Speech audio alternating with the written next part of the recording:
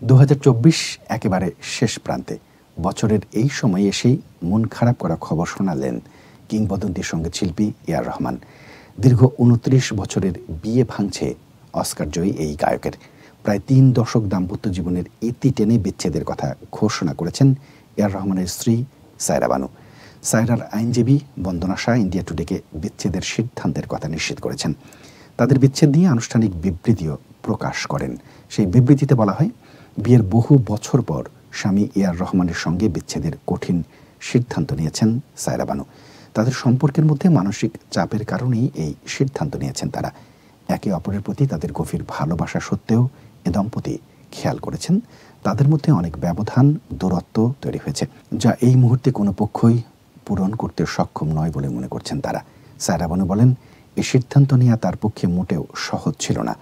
অনেক ব্যথা ও যন্ত্রণা থেকে এই সিদ্ধান্ত নিয়েছেন তিনি। সায়রা বানু জানান, এই কঠিন সময়ে সকলের কাছে গোপনীয়তা রক্ষার এবং তাদেরকে একান্তে ছেড়ে দেওয়ার অনুরোধ করেছেন সায়রা বানু। 1995 সালে বিয়ে করেন এ.আর রহমান। এ দম্পতির ঘরে খাদিজা, রহিমা এবং আমিন নামের 3 সন্তান রয়েছে। অপরদিকে এ.আর রহমান বলেন, তাদের আশা ছিল বিয়ের 30 বছর উদযাপন করবেন, কিন্তু সেটি আর হলো না।